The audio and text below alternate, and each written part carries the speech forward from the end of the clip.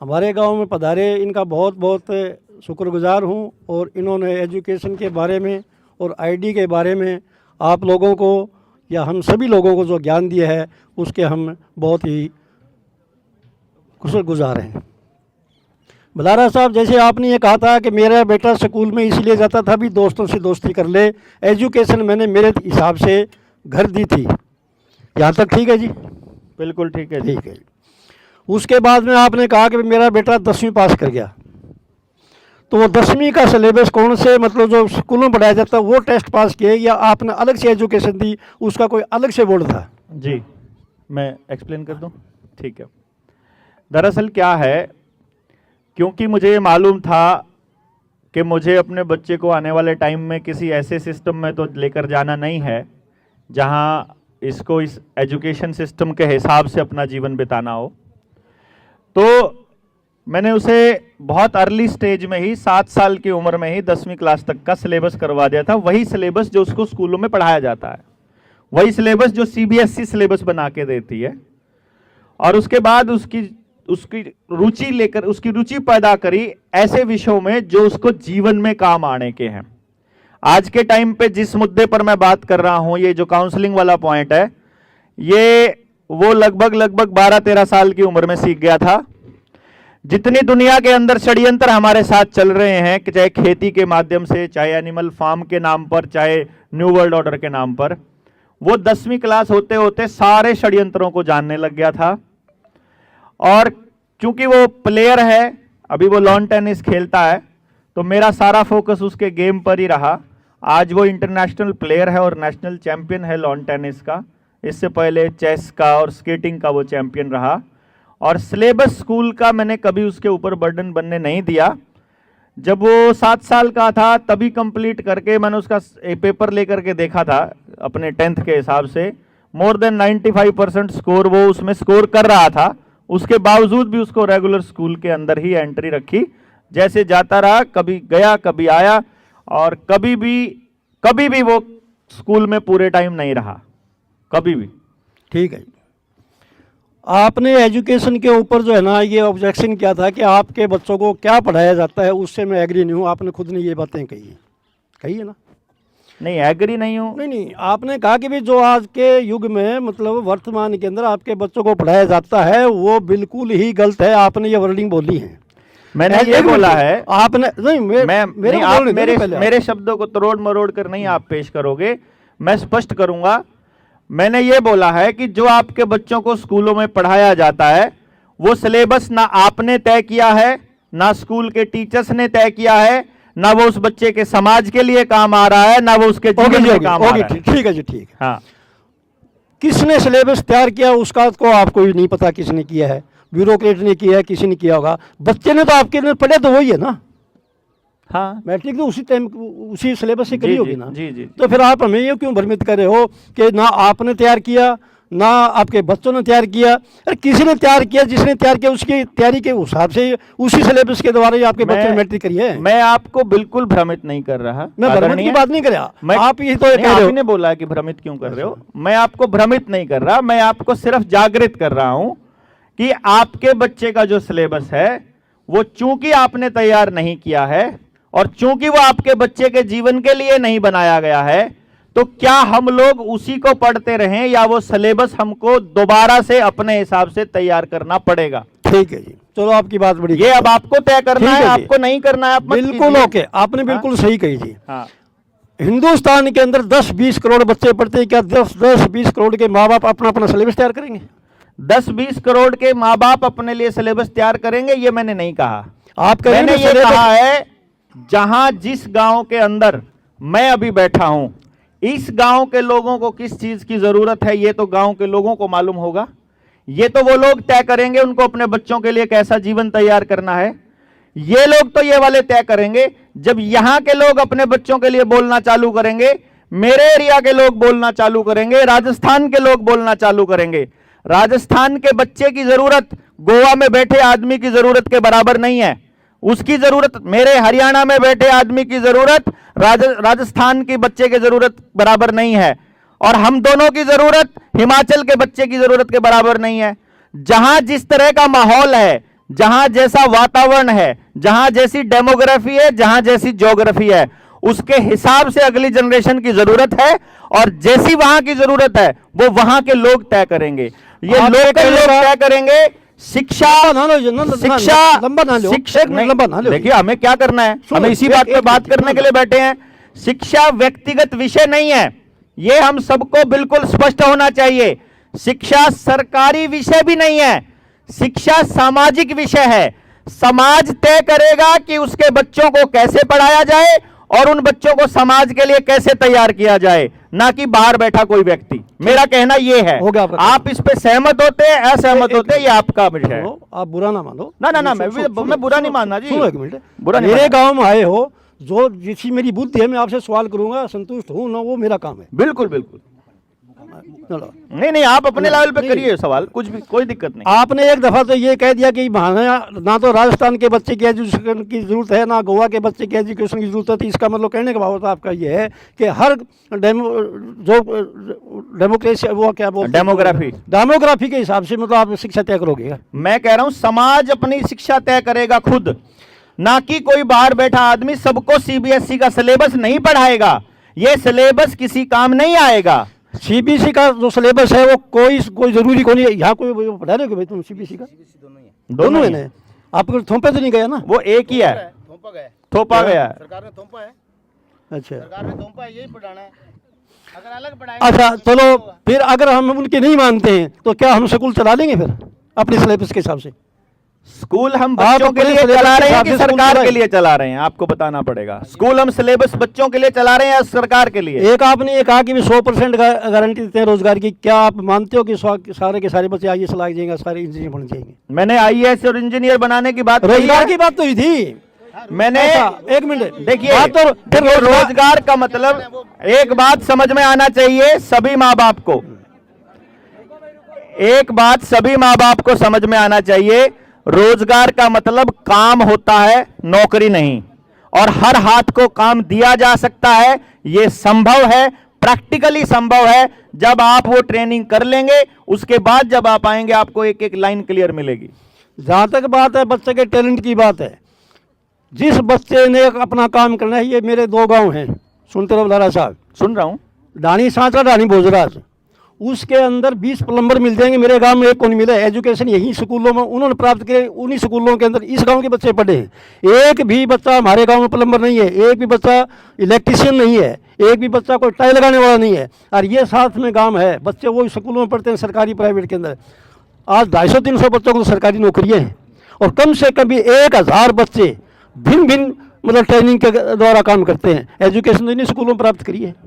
मुझे आपका क्वेश्चन समझ में नहीं आया। उस तरह समझ में यह एक नहीं, मैं बता दूंगा। हाँ, मेरे कहने का मतलब है कि भी आप कहते हो ना कि भी 100% रोजगार की हमारी गारंटी है जो हम एजुकेशन देंगे। इस गांव के अंदर इसी एजुकेशन को लेके 100 के 100 बच्चे कामयाब हैं। मुझे फिर भी समझ में नहीं आया। अगर 100 के 100 समझ में आ, अगर 100 के 100 रोजगार में है, फिर कोई दिक्कत ही नहीं है। फिर हमारी क्या बात कर रहे हो आप? सभी भाई अंदर आई, 2 मिनट। मैं इसी गांव की बात करी है, कई बार मेरा बड़ा भाई है, कोई बात नहीं है, बलारा साहब आओ कुत्ता है। और गांव की और दोनों गांव का अंतर बताऊंगा मैं आपको कि इस गांव में कोटा, बयानी, दिल्ली, कलकत्ता भेजने का ब्यूत नहीं है। गलत कह रहा हूं? ई डाणी में जमीन है, बच्चे के नंबर 90 आ गए, मेरे पास आएगा, मैं कही इसके 90 तो जरूर आ गए, इसको नॉन मेडिकल मत कराना, क्योंकि ये नॉन मेडिकल का बोला, इसकी मौसी नॉन मेडिकल की बात कर रही है। तो वो मौसी के कहने से एमएससी बीएससी में चला जाता है, 3-4 साल गाड़ ले है। और इस गांव के बच्चे भुन्ना लेके कोचिंग प्लम्बर की ले ली, इलेक्ट्रॉनिक कुछ भी चीज की ले ली, और जब फार्म खुल गया घोड़ा फार्म का, तो वो सिलेक्शन हो गया।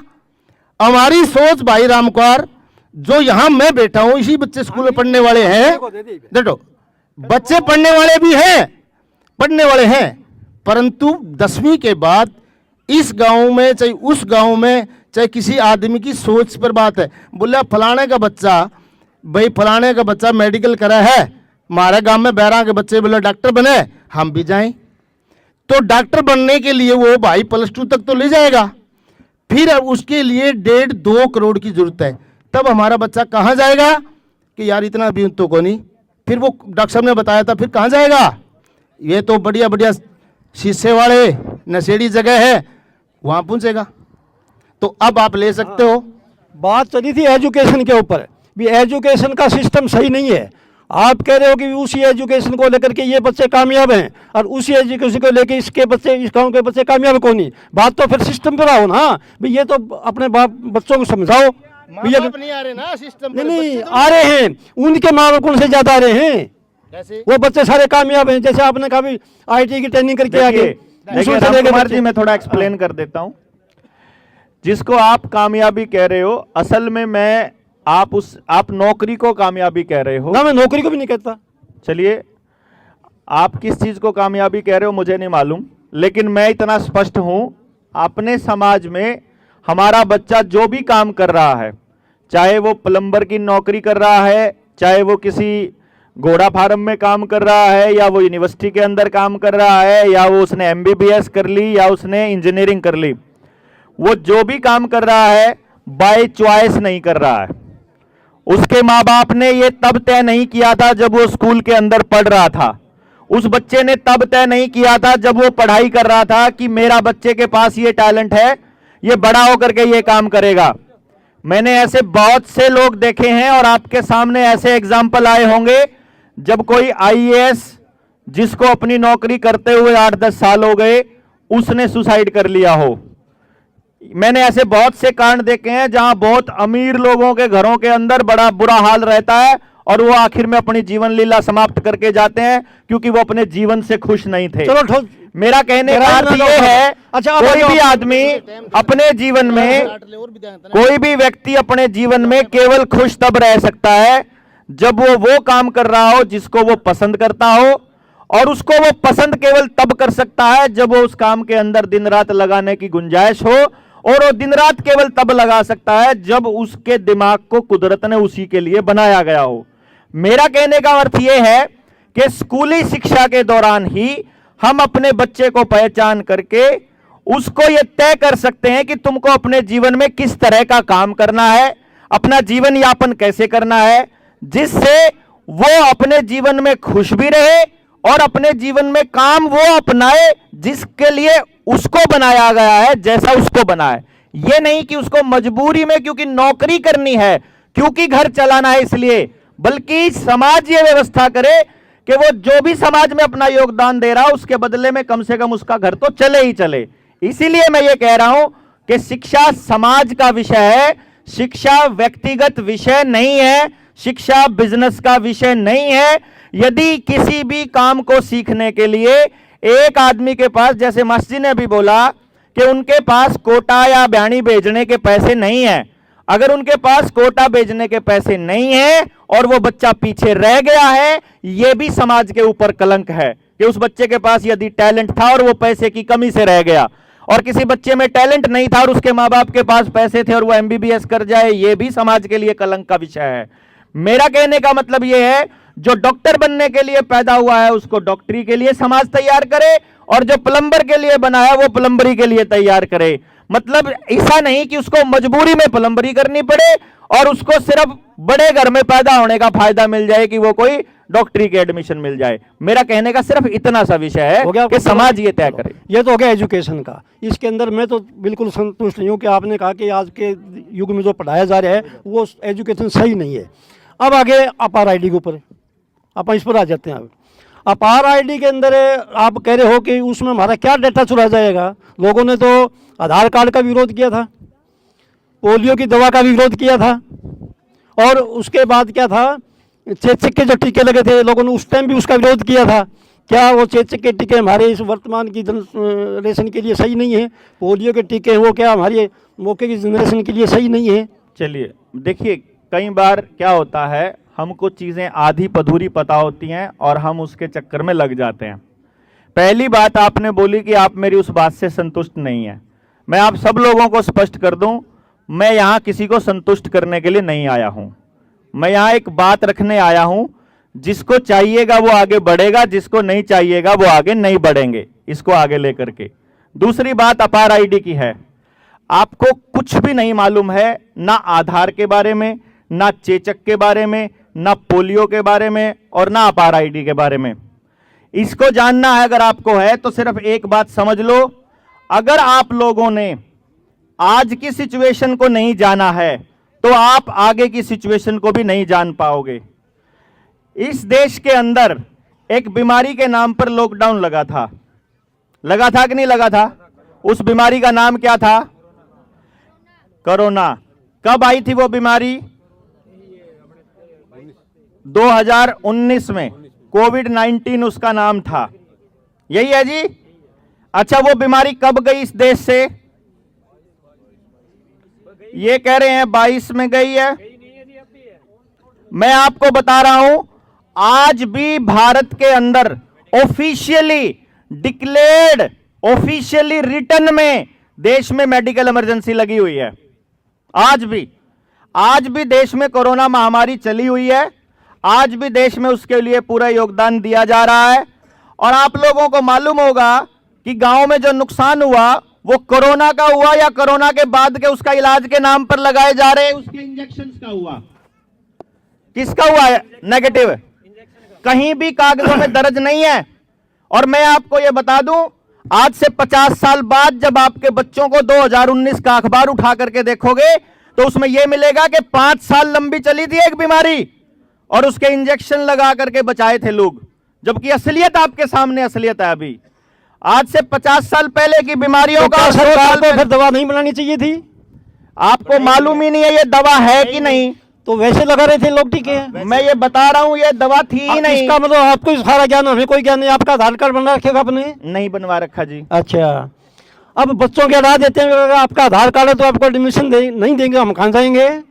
वो लोग तय करेंगे कि हमारे बच्चों के एडमिशन वो देंगे कि नहीं देंगे। यही तो शर्मनाक बात है। ये शर्मनाक मेरा बच्चे मेरे और तय वो करेंगे। अच्छा, एडमिशन देंगे कि नहीं देंगे? डूब चाहिए हम लोगों को कि वो लोग तय करते हैं कि हमारा एडमिशन आधार कार्ड के दम पे होगा। हमको राशन देने की बात करते हैं, भिखारी बना रखा है और उसके लिए आधार कार्ड देना पड़ता है। यह शर्मनाक बात है गांव के लिए। डूब मरने की बात है कि कोई आदमी आकर एक कागज का डंडा कर देता है और उसके चक्कर में हमको वो इंजेक्शन लगवाने पड़ते हैं। यह डूब मरने की बात है पूरे गांव के लिए। इसके लिए बता रहे हैं कि जो ठीक है, आप प्रो सरकार होंगे, आप प्रो गवर्नमेंट होंगे, आप रहिए। किसी का विरोध करना, किसी का समर्थन करना कोई गलत या सही नहीं होता है, लेकिन अधूरी जानकारी के साथ तो ये तो फिर आपके पास अधिकार है कि भी एजुकेशन जो मौके का सिलेबस पढ़ाया जाता है वो सही नहीं है। अगर मैंने कह दिया तो मैं वो नहीं भाई साहब, आप एक बात 2 मिनट। भाई साहब के लिए सारी चीज है। भाई साहब ने एक कहा कि बिना एडमिशन रह जाएंगे। कौन कहता है बिना एडमिशन रहेगा?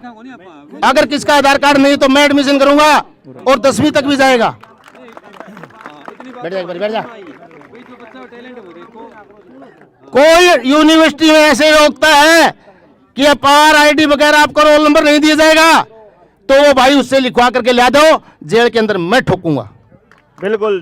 अगर किसी को कानून का पता ही नहीं हो, 250 आदमी हरियाणा के अंदर बिना आधार कार्ड है और बैंक के अंदर मैं कुछ भी नहीं दे रहा, क्या मेरा कारोबार भी चले? भाई रामकर को बता दूंगा कि मैं मेरा आधार कार्ड यूज नहीं करता और तो भी मेरा कहीं बिजनेस रुका नहीं है। मैं गवर्नमेंट को बस नहीं देता तो कौन लेके गया गवर्नमेंट बस मेरे से? किसी को बता दो। गवर्नमेंट कहती है आज फलाना मंत्री आ रहे बस दे दो। मैं भाइयों को दे सकता हूं, गांव वाले मांगे तो। अगर किसी नेता ने फोन कर दिया या किसी अफसर ने कर दिया, बिल्कुल नहीं देता। और गोली खवाने की बात आई, पूरा प्रशासन मेरे ऊपर लग गया है और लगा वही है। भाई गोली खिला, मैं कहा भी टेस्ट करो, इसके कीड़े हैं तो इसको गोली खिलाओ, अगर इसको कीड़े नहीं है तो इसको गोली क्यों खिला रहे हो? अगर सरकार इतना भला चाहती है तो क्यों गांव में आके सबके टेस्ट करे मशीन से? जो जो बीमारी है वो दवाई दे दे। क्या कोई बीमार होगा? उस डॉक्टर ने, गोली खिलाने वालों ने पर्ची लिख दी, अल्ट्रासाउंड कराइए रामकुमार को, मेरे को 700 रुपए जमा करवा लिए, 200 रुपये उस डॉक्टर के हैं। वो बिना सफेद कागज के ऊपर, कोई डॉक्टर आज तक ये बता दीजिए बिना सफेद कागज पर अल्ट्रासाउंड लिखता है कि लिखता नहीं? बोलते क्यों नहीं? सफेद कागज पर नहीं लिखेगा, लिबर्टी वाले का नाम होगा। अगर मैं शर्त मारता हूं मेरे को पकड़वा दो, 200 रुपए आपको मैं लाके दिखा दूंगा डॉक्टर की पर्ची से। डॉक्टर वहां जाता है, 500 लगते हैं, हमारे 200 क्यों लेता है? वो मुझे बुला के देता है कि जी सर आप तो हमारे जान के हो, 200 आप वापस कर लो, 500 मेरे हो गए। बताओ, तो कहने का मतलब बिना आधार कार्ड सब कुछ चल रहा है। चलो एक सेकंड और देंगे। ले बिल्कुल देंगे, नहीं सवाल करेंगे दुख नहीं है मेरे को किसी बात का। साहब। जब हम लोन करवाते हैं ना, लोन की बताइए। जब कोई लोन करवाते हैं तो आधार कार्ड मांगते हैं, उसके बगैर करते नहीं। रजिस्ट्री करवाने जाते हैं, आधार कार्ड के बगैर रजिस्ट्री नहीं करते। या तो चल के साथ में करवाओ, हम भी बंद कर देंगे। हाँ भाई सुनो, हम करवाएंगे किसी को लोन बनाना बिना आधार कार्ड, मैं कराऊंगा। बगैर आधार कार्ड किसको लोन करवाना, हाथ ऊपर करो। और हमारी ट्रेनिंग लेकर के आकर के आप खुद बनवा लोगे, हाथ करके। आपको टाइम है, हमारी ट्रेनिंग ले, उसके बाद जाइए मैनेजर के पास कि मेरा आधार कार्ड नहीं है, लोन बना। अगर वो मना करे तो डॉक्टर बुला रहा है और हम दोनों आपके पीछे होंगे, दोनों बाजू। चलो मैंने एक रजिस्ट्री करानी है अभी। सुनो सुनो, आगे बात है, हंसना नहीं है किसी पे, हंसते नहीं है। ये तो कह दे कि वे वहां से जान लग रहा है, यार मेरे को तो भैंस दिखी है क्योंकि दीपू झोटा ले गया। मैं कहूँ नहीं नहीं नहीं, झोटा नहीं है, भैंस है। तो रामकौर भाई ने ये कहते रजिस्ट्री करानी है। अगर कानून करे, आज पूरी जनता से ये लिखवा दो तेरे गांव में कि हम बिना आधार कार्ड रजिस्ट्री करवाएंगे और तहसीलदार नहीं करे तो हम साथ हैं। बताओ कौन जाएगा तेरे साथ, कौन जाएगा? मैं आपने चलूंगा। मेरे को नहीं, इस गांव की सिस्टम को ठीक कर। ये सारे दे रहे आधार कार्ड, हम अकेले नहीं, सबको तैयार कर, मैं रजिस्ट्री कराऊंगा। मैं आपको इस बारे में, मैं सुनिए, आदमी चाहिए, आदमी। राम कुमार जी, मैं आपको थोड़ा सा एक चीज स्पष्ट कर देता हूं। आज भी इस देश के अंदर जो सबसे बड़ी ताकत है वो ग्राम सभा है। हाँ। ग्राम पंचायत से भी ऊपर ग्राम सभा है। आपको कोई भी ऐसा फरमान जो सरकार का गलत नजर आता है, यदि आपको उसका विरोध करना है तो आपको कुछ नहीं करना है, अपने गांव में ग्राम सभा की मीटिंग बुलानी है। हर एक आदमी जिसकी उम्र 18 साल से ज्यादा है वो ग्राम सभा का ऑटोमेटिक मेंबर होता है।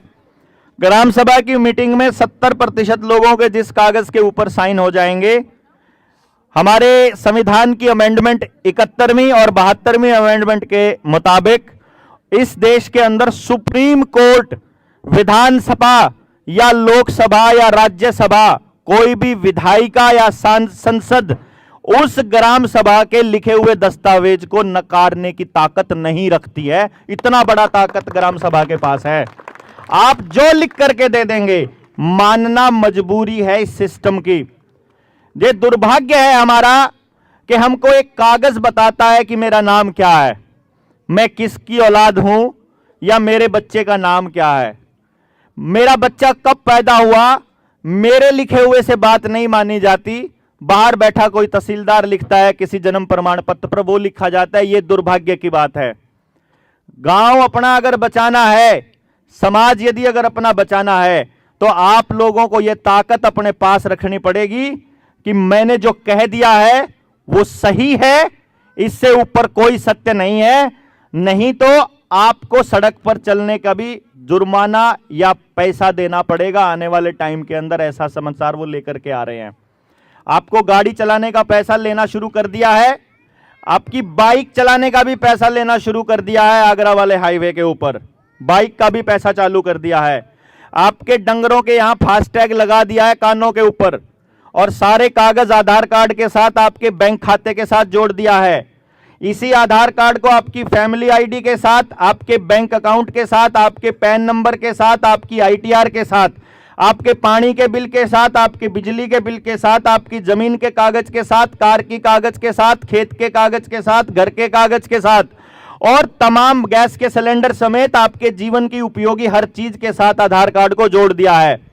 यदि आप लोग आज नहीं संभले और आपने अपने अधिकार वापस अपने हाथों में नहीं लिए, तो जैसे 2 साल पहले एक वैक्सीन का सर्टिफिकेट ना दिखाने की वजह से आप दुकान नहीं खोल पा रहे थे, बस में नहीं बैठ पा रहे थे, ट्रेन में नहीं बैठ पा रहे थे, जहाज की टिकट नहीं मिल रही थी, मंडी में नहीं जा पा रहे थे, सामान नहीं मिल रहा था, कोटे से राशन नहीं मिल रहा था, पेंशन नहीं मिल रही थी, तनख्वाह नहीं मिल रही थी, हाजिरी नहीं लग रही थी और पेपर नहीं देने दे रहे थे, आने वाले टाइम में इनको आपकी गर्दन दबोचने के लिए सिर्फ एक आधार कार्ड बंद करना है, आपकी पूरी जिंदगी वहीं के वहीं रुक जाएगी।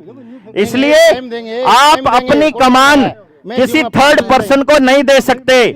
और इन लोगों को यह भी नहीं मालूम है, राम कुमार जी को इतना भी नहीं पता है कि आधार कार्ड जिस सर्वर के ऊपर है वो नंदन नीलकेणी का बनाया हुआ है। एक आधार कार्ड पे 3 रुपया खर्चा होता है और नंदन नीलकेणी को एक आधार कार्ड बनाने का 1700 रुपया मिलता है। 3 रुपए के बदले 1700 आपका टैक्स का पैसा है वो। आपको यह भी नहीं बताया गया, सिर्फ एक छमाही में मिनिमम बैलेंस ना रखने का 10,500 करोड़ रुपया अकेला एक एसबीआई ने कमाया था। और आने वाले टाइम में डिजिटल करेंसी के नाम पर, सीबीडीसी के नाम पर आपको पूरी तरह से कंट्रोल करने की योजना चल रही है। इसलिए मैं केवल इतना कहूंगा, एक योजना है जो वो दिखा रहे हैं कि ये आपके लिए है, इसमें आपको भिखारी बनाया गया है। किसान को अलग से दे रहा है वो बेइज्जती करने की राशि, घर में आपको कोटे से आपको जो राशन दिया जा रहा है उसके ऊपर केमिकल छिड़का जा रहा है। किसान जो विधवा पेंशन के नाम पे अलग से, लड़कियों के नाम पे अलग से, हर आदमी को ऐसा दिखाया जा रहा है कि उसको लाभ के साथ जोड़ा जा रहा है, जबकि जो पैसा आपके खाते में ट्रांसफर किया जा रहा है ये पूरी तरह से फ्रॉड और नकली है, जो आपको सिर्फ लाभ के लिए दिया जा रहा है। इसके लिए जनता सरकार मोर्चा ने और हमने 24 नवंबर को दिल्ली के तालकटोरा स्टेडियम में एक सेमिनार में अपनी एक किताब की लॉन्चिंग की थी। मेरी गाड़ी में वो किताब रखी हुई है जिसका नाम है रुपया मूल्य का मापक या शोषण का साधन। उसमें आरबीआई ने, रिजर्व बैंक ने, भारत के वित्त मंत्रालय ने, भारत सरकार के पीएमओ ने ये स्पष्ट तौर पर माना है कि जो आपको कर्जा दिया जा रहा है ये फ्रॉड है, ये नकली है और आपकी जमीनें इसके बदले में छीनी जा रही हैं। उनका पूरी जानकारी आप लोगों को नहीं है। इस पूरी जानकारी के लिए अभी 24, 25 और 27, 28 और 29 को, कल ही खत्म हुई है, परसों हमारी 3 दिन की ट्रेनिंग, 42 ट्रेनिंग कर चुके हैं हम लोग। 3 दिन की ट्रेनिंग लगती है जिसमें हम एजुकेशन पर तो बात भी नहीं करते, आपके साथ चल रहे सारे के सारे षड्यंत्रों का खुलासा करते हैं जो आपके साथ हो रहे हैं, जो किसान के साथ हो रहा है। ये जो एमएसपी का गारंटी का कानून है, सरकार को 1 मिनट लगेगी आपको गारंटी का कानून देने में। अभी वो देख रहे हैं कि कितनी ऊर्जा को वेस्ट करवाया जा सकता है। आपको जो ये पैसा दिया जा रहा है,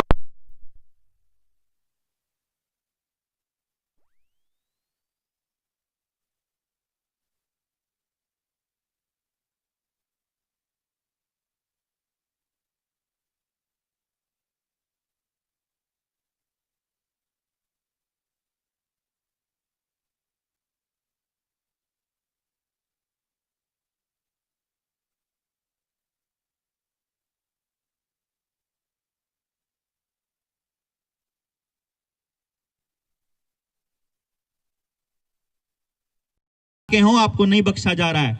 जिस जात का मुख्यमंत्री, प्रधानमंत्री, राष्ट्रपति बना दिया जाएगा, समझो पहले उस जात को रगड़ा जाएगा। ध्यान ना हो तो पता करो, जिस दिन द्रौपदी मुर्मू को राष्ट्रपति बनाया गया था, आदिवासियों के जंगल उसी दिन कटने चालू हुए थे बड़ी स्पीड से। 2 लाख एकड़ कहीं कट रहे हैं, 4 लाख एकड़ कहीं कट रहे हैं। कहीं कोयले की खदानें खोद करके उनको दी जा रही हैं, कहीं सोने की खदान दी जा रही है, कहीं बॉक्साइट के और दिए जा रहे हैं। अभी ये पूरा का पूरा षड्यंत्र समझने में तो लगेगा समय आप लोगों को, लेकिन फिलहाल इतनी सी बात है कि हम जिस मुद्दे पर बात करने के लिए आए हैं वो है शिक्षा का मुद्दा। उसी पर रहें। अभी जैसे मास्टर जी ने भी कहा, आपने भी कहा कि मेरा आधार कार्ड नहीं है। आवाज आ रही है क्या? अब बात आती है,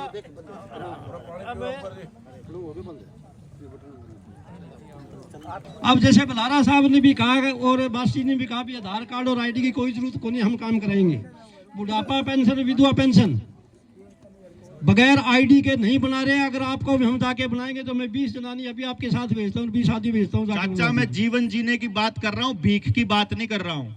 भीख देने के लिए अगले की मर्जी चक्यूकरी देंदा हो, कान पकड़वा के देव, कान पकड़ के ले डॉक्टर साहब कान लगू डलिया चला के देवेंगे जब भी चल लो। अब मैं आपको बताऊं कि हम मारे को कह रहे कि आगे चलो, पहले आप लेकर के जाओ। गए थे? क्या बोला? बोले आप वो आईडी दिखाओ। कितने आदमी गए? PBR 100 तो मेरे साथ दाऊंगे। तो तेरे साथ 100 नहीं है तो कुछ नहीं काम होगा। लिखवाओ उससे 100 आदमी के साइन करके, पहले बताया था ना, रेजुलेशन करो, 100 आदमी के साइन कराओ और DC साहब को दे के आओ जब कि हमने हमें बोल ये दिया- चाहिए है। जब अब हमने- एक आदमी क्या करेगा, एक लकड़ी क्या करेगी? जब आपने बोल भी दिया ग्राम सभा की ताकत से ऊपर ताकत कुछ नहीं बता है। दी है, आपकी ताकत आपके पास है। आगे सारे सवालों के जवाब आगे भैया पर मैं करो हम संतुष्ट देखो हंसने की कोई बात नहीं है। आईडी के आधार कार्ड के एक आदमी कोई नहीं कर सकता, ये बात पहले भी हम कह चुके, एक आदमी कर सकता है कोई? काम नहीं होगा आधार कार्ड और आईडी के बगैर, ये 2 आदमी करवा सकते हैं। हम नहीं करवाएंगे। आप तो कल तुम सिस्टम बताया था, गांव का सिस्टम बताया था हमने भी, गांव का सिस्टम एक साथ होगा तो काम होगा। 2 आदमी कुछ नहीं करवाएंगे। काम सारो कट्ठो है ना, तो कानून चेंज कर दे, फिर पावर तो नहीं करने। तो आप रेजुलेशन करवा के मेरे को दे, तू 70% साइन करवा। तेरे गांव के अंदर चलो ठीक है भाई, आधार आईडी के वो बगैर बात आ नहीं गई, करती है। कोई बात नहीं, शांति से बैठिए। कोई पेंसिल वाला आदमी है के? इधर हो एक बार हो जाइए यार, तुम इनके सामने खड़े हो गए। अरे भाई, ओ भाई साहब मैं बैठता हूँ, कोई नहीं मैं बैठता हूँ। अरे भाई जी कह रहे हैं कि वो नहीं बनती पेंसिल। आप में पेंसिल वाले कौन कौन है? मिलती हुआ है यहाँ कोई बनवाने चाहने वाला? ठीक है, भाई साहब कह रहे हैं कि 20-30 है, सारी इकट्ठी होके यहाँ नहीं, जब भी आना हो मैं रेजुलेशन लिखूंगा। शांति रखिए, शांति। गात तेरा भी गुंडट है, मेरा भी गुंडट है, फिर आप टिकना पड़ेगा भैया ने बेरा मैंने कि मैं सारी जानू हूं क्यों, जिसका पूरा नहीं। ये लुगाई 50-100 तेरे पास है, उनको एक मैं मैटर बना के दूंगा और ये DC साहब के पास जाएगी। आपको मेरे को जाने की जरूरत नहीं है। जाओगी तो वो आपको बना के देगा। कौन गए फिर, गया कौन? हम ठेकेदार थे, हम ठेकेदार हैं। एक को कोई ले जा रहा है, 2 को कोई ले जा रहा है, मैं ले जा रहा हूं 500 रुपए ले रहा हूं, एक 1500 रुपए ले रहा है, एक 200 रुपए ले रहा है। वो DC कैसी बनेगा? क्योंकि 300 वो ले रहा है, 200 मैं ले रहा हूं। आपका गांव में अगर काम नहीं हो रहा, पूरा इकट्ठा होकर के और साफ होकर के रिजर्वेशन साफ करके साइन करके और मांगिए कि ये काम चाहिए है, फिर ना मिले फिर देखते हैं अगला। बात लोन की आ गई, मैं लोन वाली बात कर रहा था। कोई मैनेजर है तो मेरे सामने ले आओ, और मैनेजर आपको कहते कि तेरा लोन है भर क्या, उसको भी ले आओ। फिर ट्रेनिंग की जरूरत है हमारी। गात वो है रोड यहाँ दे दो फ्री में कि भाई सुभाष बुला लिया, बलारा साहब सबको चेक काट के दे दे फ्री में, नहीं, ट्रेनिंग देंगे और उस ट्रेनिंग के साथ चलियो। अगर लोन किसने नहीं भरा तो भरने की भी जरूरत नहीं है। मैं दूसरी बात आ गई सर, अगर आप रामकुमार को इस बात का पता हो, लोन लेके ना दिया इसो काम तो कदे होई कोई है। असली है नकली भाई रामकुमार, असली है एक नकली? रामकुमार तो नकली है। रामकुमार से तसल्ली कराऊंगा कि ये नकली है कोई मशीन को नहीं, मैंने चेक करके बता ना, बिना मशीन भी चेक कराऊंगा। वो गलत एक एफिडेविट लिख करके। तो नोटा की तो बात ही कोई नहीं है। नहीं, नकली काम कर रही है ना जो बैंक, ये नोट नकली नोट की बात ही कोई नहीं, बात तो इस पर लिखा हुआ असली है और ये अदा कर रहा है। एक उदाहरण दे रहा हूँ, जिद्दी नहीं कर रहा मैं किसी से। आप इंसान हैं, यानी कि आप तो फिर मेरे को टारगेट कर रहे हो। नहीं, देखो इतना बड़ा इंसान देखा। अरे लोन दे के नहीं दूंगा, लोन दे दूंगा। अगर आप पर लोन है वो भरे ना, लेने आ जाए तो मैं दूंगा। आपको लिख के देना पड़ेगा भी मेरे पास लोन ये देगा, क्योंकि बैंक ने जो नोट दिया है वो बैंक मैनेजर आज भी जवाब नहीं देगा। ठीक है, हमने फिर है कि उसमें क्या आती है फिर कि ट्रेनिंग की जरूरत है, उससे बोल के जवाब कैसे लेना पड़ेगा। अब जाके किसी का गला पकड़ ले वो तो FIR करा देगा ना, ऐसा नहीं है। जरूरत होगी हमारी ट्रेनिंग की, उसके बाद आप सामूहिक हो जाओगे और फिर आप सब कुछ कर सकोगे। अकेला किसी के पास जाओगे तो कुछ नहीं मिलने वाला।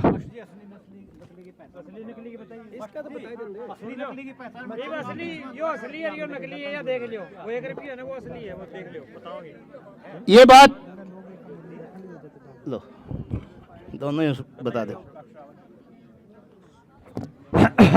ले सुनी लो